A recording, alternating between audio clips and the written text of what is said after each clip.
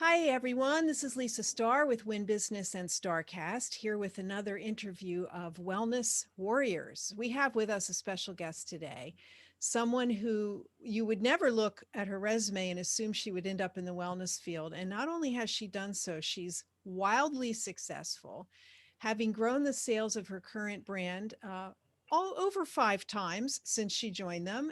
This is Laura Gerchik, General Manager of US for Biologique Recherche. So welcome, Laura, and thank you so much for joining us. Thanks so much for having me. It's a pleasure to be here. Well, I wish I was where you look like you are in front of the ambassade on the Champs-Élysées, but unfortunately, neither of us is actually there. Um, you can tell us more about the building when we talk about BR. I wanted to start with where you were as a young person. You grew up in New York City. I know that you went to a French school. I was never sure why. Okay. I know you were a fluent French speaker. So I'd love to hear a little bit, Laura, about your journey as a young woman and, where you started off in your career. Yeah, I would be happy to share that. I think nothing really predicted from where I was to where I am today. Mm-hmm. I was born and raised in New York City, and my mom was raised in Paris. My entire family was French speaking. And so at a very, very young age, when my mom put me in kindergarten, I started only wanting to speak English because I didn't want to be any different from all my little colleagues. Mm-hmm. And my mom said, that's not going to happen. Your family speaks French and you need to speak French as well. So she quickly put me in the French school, Lycée Français. This French school kind of exists all over the world. And I was supposed to be temporary, and she ended up leaving me there through 12th grade. So I actually graduated from this French school and, of course, spoke French and spoke English. Those were our principal languages, and then learned additional languages as well. So it was really the French programming before I went off to college. That's so awesome that you have the fluency in the two languages. I mean, I have listened to you uh, conduct business in French. And it's like, it's one thing to, I can go to Italy and get around speaking Italian, but I can't conduct business in Italian. So I was always so impressed by that capability that you have, among many others. Thank you. So you graduated from your French high school, and what did you think was next? Well, I always loved to work. I remember dragging my mom somewhere in the Bronx to get some kind of license to allow me to work when I was about 12 or 13 years old. And so I did a bunch of things, obviously, prior to graduating high school. In fact, I had had an internship at Publicis in their PR department, and I thought that's what I wanted to do. So when I went off to college, I did something a little bit particular. I went to a school that had what they called a bachelor's degree with individual concentration, which allowed me to create my own major. Oh, And nice. it was really cool. And it was a cross-disciplinary major that at the time was integrated marketing and communications. And I was convinced that I wanted to have a career in advertising and PR. Mm-hmm. And after doing my first internship with Publicis, I met amazing people and I had a great time. But they actually wanted to hire me, and I was very young. I hadn't even gone to college yet, and I was like, I think I need more of something different, some other kind of a challenge, because this was fun, but I already feel like I kind of know this. So I still got my degree in marketing and kind of a lot in the business school, but I didn't really know. And then life kind of happened. I graduated college, and I was offered through a temp agency. It was hilarious. They actually brought me in. They asked me to do typing so that I can try my typing skills. And I didn't know what the job was for, because they're notorious for not sharing information about what it is that they're trying to present to you. They don't want to give you the name of the company. But it just so happens that it was a marketing job for the French government for an agency called Invest in France agency. And the purpose of this agency was essentially to help US businesses and encourage US businesses to set up in France and to generate jobs and whatnot. And what better ambassador than a lovely American girl who speaks fluent French? Perfect. Yeah, it was a good fit. It was a really good fit. So I ended up there, and life is very funny. It was kind of a right time, right place. I did not like the work I was doing in the marketing position, but one day I see all of these, actually, believe it or not, faxes. That's a little bit how old I am, coming in. I know I haven't talked about a fax machine in years. I see all these faxes coming in with resumes. So I go up to my boss and I say, hey, what is this for? Because I had a very good friend of mine who had just graduated from William and Mary, and I thought maybe he would get a job. And they start describing what they're looking for. And I was like, hey guys, your candidate is literally right here. Give me the job. So I quickly transitioned from basically doing marketing work for them to doing development work for them. So really to working with these Fortune companies, helping them, encouraging them to bring their projects to France, and working with all these regional development agencies to try to kind of bid on these projects and see what kind of tax breaks we could give them and so forth. Well, how did you know how to do that? I mean, you had no training in that. No, you just learn on the job. I think that you graduate from college with all these big dreams and notions, but really life is what teaches you hard skills. And so I always just felt like you can take any skill set that you have and convert it into anything that you do. And so I really learned on the job, and I spent, 3.5 years with them, working with super interesting, really board level executives. And I was like in my early 20s. I graduated before my 21st birthday, so I was super young. And that's kind of how I got started in life. So you developed some moxie, if you will, at speaking with people and communicating and selling in this environment. It's fascinating that you felt so confident, but that's just something people come with, right? Yeah, I think so. I think you have to. You have to be confident in what you're learning. You have to know when you don't know enough to ask the questions. And I always think that there are never any bad questions, only bad answers. So I was always curious. I wanted to learn. I was thirsty for knowledge, hungry for knowledge. And I really took every opportunity I could to move forward. I remember one of my colleagues leaving, and there was no one to fill his shoes for a while. And so I said, hey, let me do it. It's like, kind of give me a stretch assignment. I don't want to be paid more. I don't want a title, but I want to try. And then that got me, promoted to actually being in charge of an entire region that was the Southeast region of the US. So all of it left Georgia and Florida. And no one had set foot there in like 20 years. I had to like really blow the dust off the region, but it was phenomenal. There were amazing companies doing amazing things. So it was a really great job. So were you doing this work in Paris or in the US? Oh no, it was in New York. It was in New York, even though it was a French company or agency, if you will, government agency. It was based out of New York. Mm-hmm. So at some point you transitioned to France. I did. Yeah. So what happened in that job, it was just so incredible. I really really did have a lot of autonomy, which I think is something I personally value. But clearly the path to success in that field was to be French, because you had to be French to be sent abroad and then be able to essentially manage one of these agencies in another country someday. And I, despite everything, am not actually of French nationality. So I felt myself, hitting that glass ceiling a little bit quickly, and knowing that that wouldn't really take me very far. I had applied for a couple of other agencies, other countries, and so forth. It was just very difficult to break into at a higher level. And I started applying for jobs in Paris. I had actually studied abroad in France in a business school for a year from my second year in college. And I loved it. And I thought, I'm young, I'm unattached, I'm unencumbered. It's now or never. And I told my mom I wanted to move to France, and I said it would be like 3 years. But I ended up spending 8 years in Paris, and I got a job in a totally different field in commercial real estate, actually. So how did that happen? Yep. Just life. I think I remember seeing this job online. That's what we're doing. We're just searching all these online listings for positions. And it was a small family office. It was called the State Consultant in Paris. And they got my resume and they got really excited. And they're like, we're going to fly you out to France. We want to meet with you. We want to develop our connection with the US. We want to work with American funds. And, you're American. And I was like, sure, free flight to France, I'll come out. But in the end, I was just so, the owner and founder of this company was someone with a huge, amazing skill set who'd been in the industry for years and years. And he seemed to think I could do it. So I guess if he thought I could do it, I guess I could, right? Absolutely. Yep. And that's how I started off. And then from there, I spent 3.5 years with them. And then I was hired by Cushman & Wakefield in France to do the same job, but for Cushman.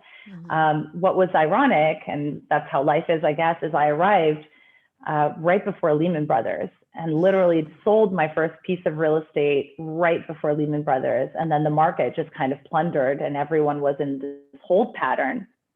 And so what was supposed to be a job developing a lot with the United States and American companies turned into me kind of taking the lead on working with the German investment funds because they were Anglo speaking and because they were the only ones buying in the market. Sure. Yep. So you learned a lot about finances at a high level and communicating with decision makers and, being international. This was like grad school, really. Yeah, I think so. I mean, it was definitely the school of life. I mean, you learn, I think you have to, everything you do, you have to do with passion. You have to be, happy to do. And I was just it was so different. I mean, it was definitely a financial vehicle. I mean, these were large investment properties. They were being bought by funds, not so much small, kind of buildings. And so we're talking about multi-million euro real estate deals, mostly in offices, but it was just an incredible learning curve for me. And it was very different than what I had been doing previously, but essentially there was still a sales aspect to it. Sure. And there was, of course, a relationship aspect that was so important. Did you enjoy the work, Laura? I loved it. I don't think at the time, I really didn't think I would ever leave real estate. I definitely was very happy in France, and, France meant being in Europe. What drove me to seek out other opportunities, or at least what encouraged me when I was given the opportunity to join Biologique to come back, was once again, unfortunately, I was really hitting a glass ceiling for different reasons, but I was still really feeling that I was hitting the glass ceiling at Cushman. There are times in life where I didn't have the best of the management, if you will.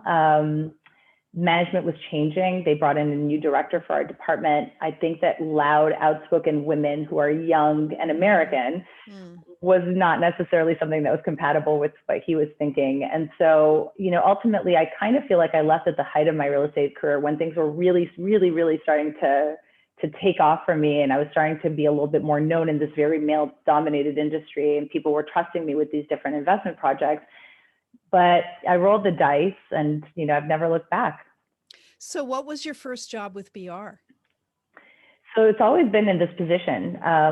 They were looking for someone to run the US. The previous manager was leaving, going back to France. And it's a funny story. I actually happen to know the founders of the company, the original founders. So Yvan and Josette, the original founders, Yvan and Josette Alouche. Yvan had passed away, and Josette and I were fairly close, and she was pushing me and encouraging me for maybe 2 years to consider joining the company. And I really was just so happy and in my own world. And I kept thinking, why? I mean, I don't know anything about skincare. I don't know anything about beauty. Here I am doing commercial real estate. And eventually she pushed me to have an interview with Pierre-Louis and Rupert, who are the co-presidents of the company today. And I did. I went in, and even that was a bit of a flop because I remember having to meet with them straight off a plane from New York, and they'd forgotten about our interview. Oh. And I had run home, showered, and run around. I had to come back the next day, but I guess all things worked out in the end. And so that's how it all got started, basically. So you were going to be then posted back in the U.S.? Absolutely. So that was the opportunity. They were looking. The company in the U.S. had been around for over, I want to say 2 decades already, 15, 20 years in the United States, run under different management. And they were looking for someone to head up the U.S. once again because my predecessor was on the departure. And so they came and they had me come in for an interview for the job. And I remember thinking they were crazy for even interviewing me. I mean, but I was like, okay. And at that time, my mom really wanted me to come home. I'd been gone for nearly 8 years, seven plus years at the time of what was supposed to be a 3-year, parentheses in my life. And yeah, I guess that's how I got started with BR and with beauty and skincare. So what was the learning curve like for you, Laura? It's such a different industry than, real estate is in every way, really. Wow. Tremendous. It was a tremendous learning curve. I mean, First of all, I think I had just turned 30. And that's amazing because I think, to their credit of Pierre-Louis and Rupert, they turned over a tremendous amount of trust in me. Mm-hmm. And essentially, I remember those first weeks and months calling and saying, hey, I'm thinking about doing this. And they said, you do whatever you think you need to do. We'll support you. And that's, really, they kind of just turned over the keys to the house. And then I started to build a team. I started to see what was going on around, how the business was built, what made us so different, what opportunities I could see with a fresh perspective and a set of eyes and skill set that was completely different. And I think essentially I did what I could and knew how to do the best at the very beginning. So I went through all of our finances, went through all of our contracts, and I started saying, nope, renegotiating this, we're canceling this, renegotiating this.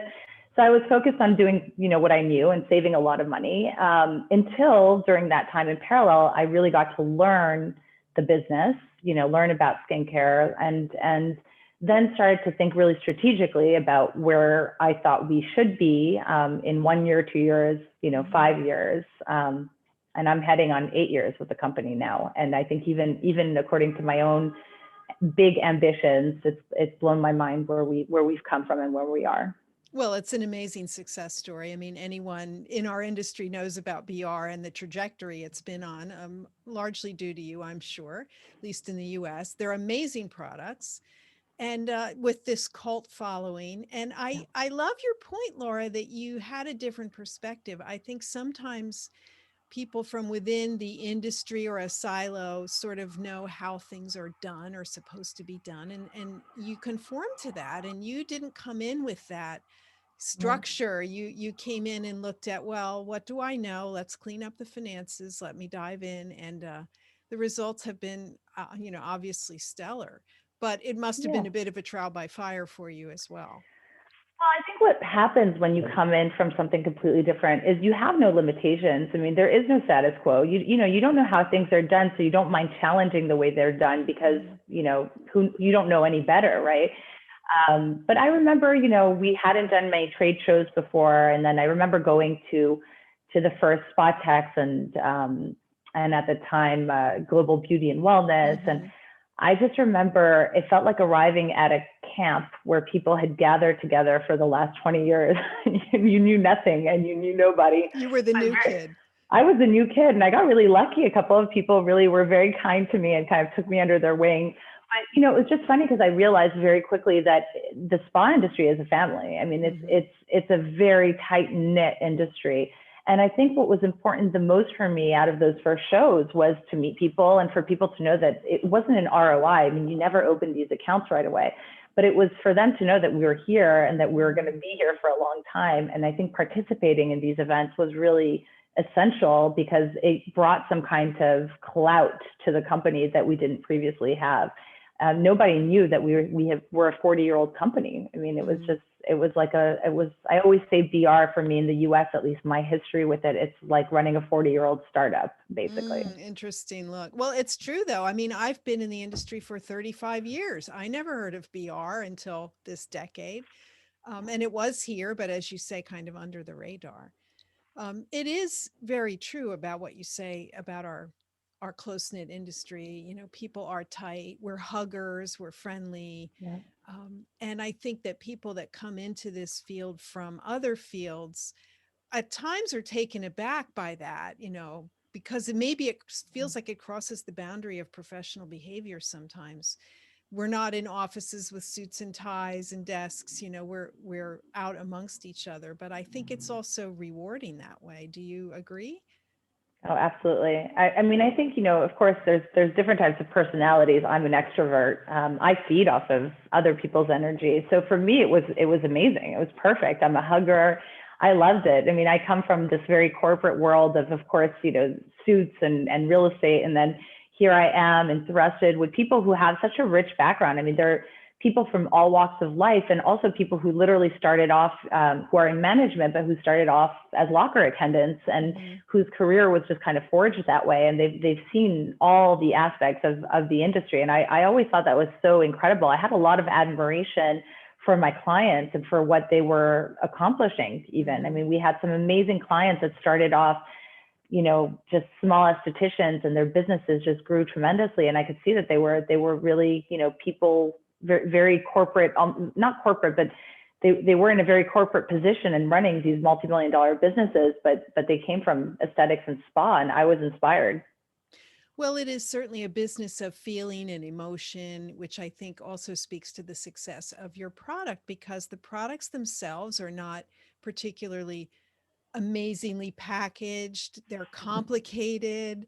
I mean, I've, been in skincare my whole life, and I was lucky enough to have a BR facial at the Ambassade that you are sitting in front of. And it was an amazing experience. They sent me home with a beautiful bag of products.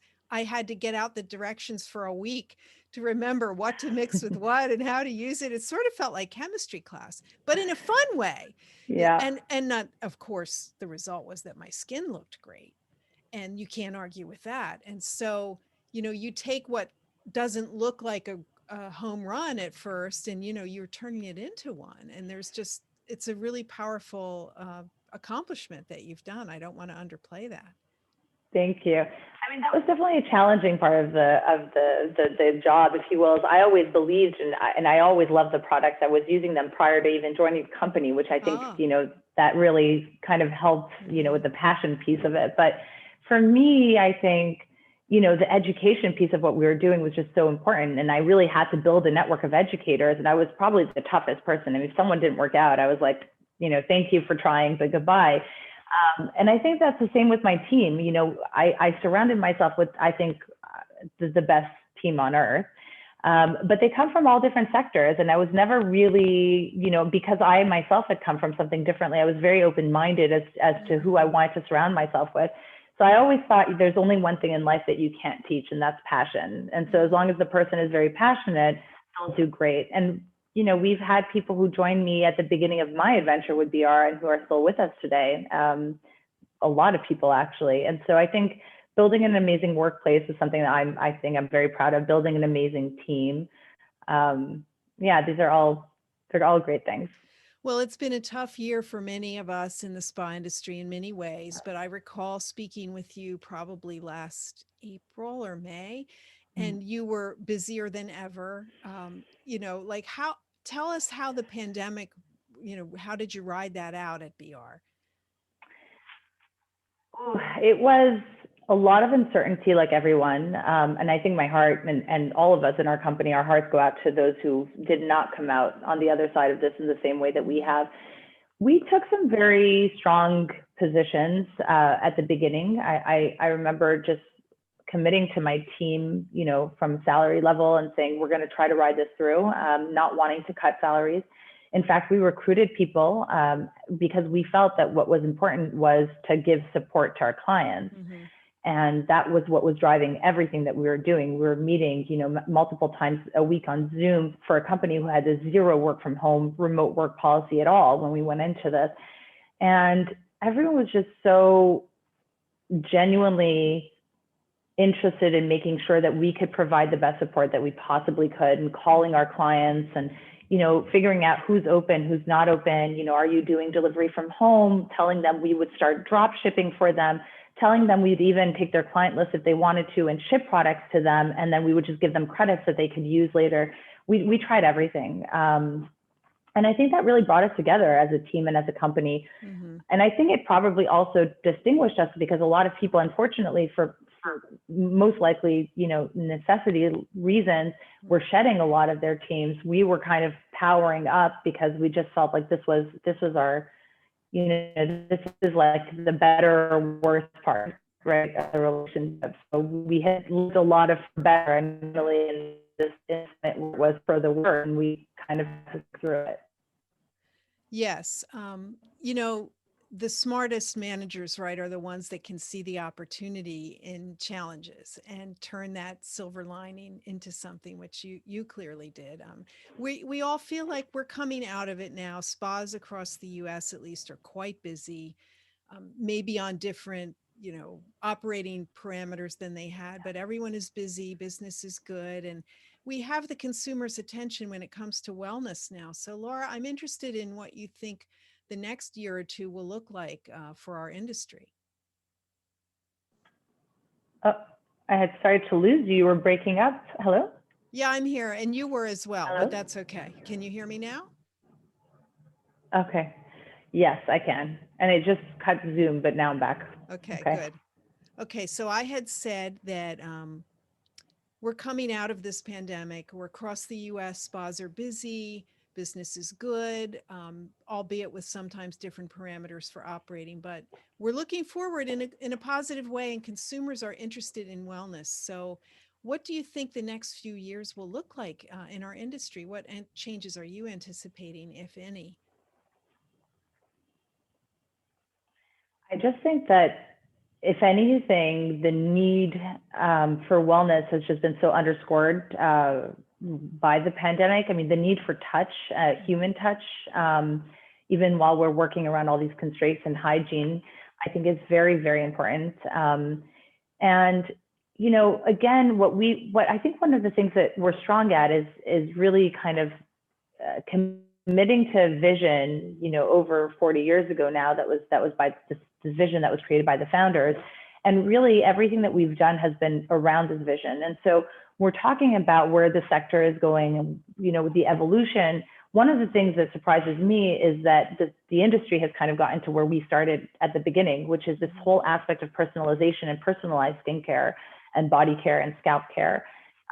Because people really ultimately want and need what is best for them, and not something that is, you know, either seen on someone else's Instagram page or whatnot. So that personalization for us is so important. And then I think the other thing is using what technology has to offer, and that's really not a stagnant thing. So we, for example, have just launched our My Beauty DNA kit, which is a DNA kit that looks at all of these different aging markers and, you know, different kind of skincare markers.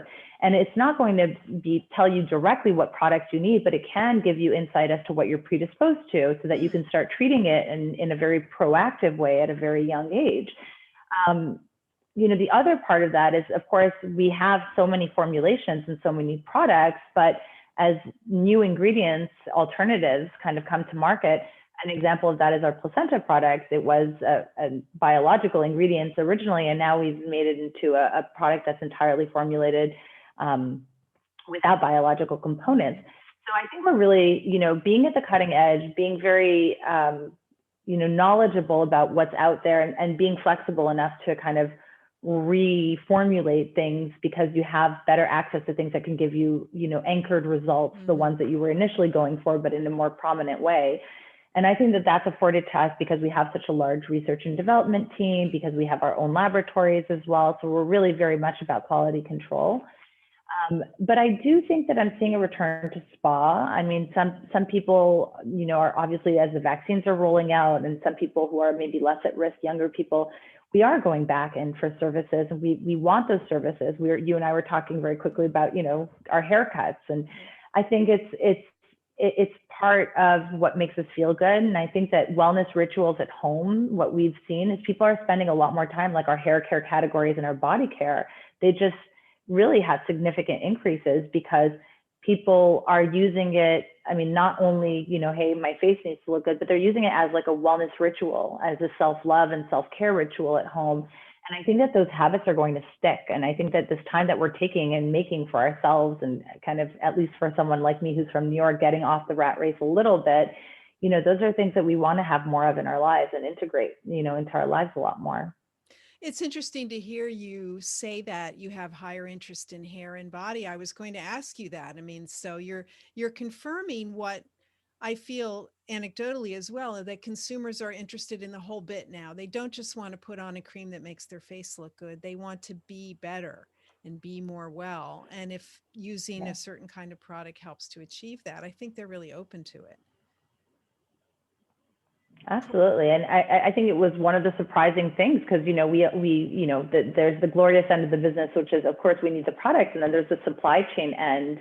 And during the pandemic, supply chain was very, very hard, you know, difficultly hit. And so it was costing us a lot more money to bring the products in, taking us a lot more time to bring the products in. And we weren't necessarily originally equipped for these spikes that we'd seen in these categories that had been a little bit less prominent before. But I, for one, you know, I'm really embracing these shifts, because I do think that we have a very holistic approach a more holistic approach and more global approach to our wellness and our well-being. And that includes everything from, your body to your scalp to your face. So when you look back so far on your career, Laura, do you feel like you made the right move into this feeling sensing industry? Yeah, I never look back. I mean, it's kind of like, how do I explain it? I feel like I fell upon or stumbled upon something, and then it turned out it was home. So Mm. I love this industry. I think it's one of the most resilient industries I've been in. I mean, I've lived through real estate crises and ups and downs, and I feel like wellness in all aspects of wellness is just so resilient, and it's something that we really need in our lives on different levels. And I just find that it's the people in the industry are just so interesting, so phenomenal, so professional, but also so giving and caring and so genuine and passionate.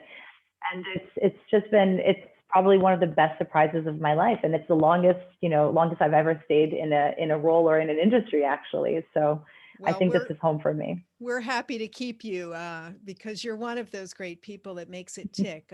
But it is, there's a lot of reward in working Thank you. so closely with people and touching people in a way that's really real, figuratively and literally. So one last question for you, Laura. Yeah. Tell us one thing you miss about, and only one, I'm sure there's many, about living in Paris. Oof, only one. I think it's the proximity to Europe and Mm, being in a different country in an hour or 2 hours. Here in the United States, it's so big. I can fly 7 hours and I'm still in the same country with English speaking people. But when I was in Europe and I was really taking advantage of it, because especially younger, the flights are inexpensive. There's all these different types of hotels. You could be in another culture and in another country in so little time. So I would say that's probably if I had to only pick one, the one thing I miss the most. yeah, I think I'd be with you. I never was able to live in Paris, but as much as I love the croissants, I think you're right. The access to other cultures is so great. Well, hopefully for both of us, we'll be on international flights sometime in the next few months. We shall see. I hope so. I just became Spanish, so that opens up possibilities for me. Okay. You did? Yes. How does Just one waiting do on my that? passport now, so hopefully Europe Oh, opens. okay. Very good. I have Sephardic origins, so I applied for it that way. Very good. Well, thank you again, Laura Gerchik, General Manager of the US for Biologique Recherche, for joining us. And I hope I see you in person sometime soon. I do too. Thanks, Lisa, for allowing me to share my story. I appreciate it. Absolutely.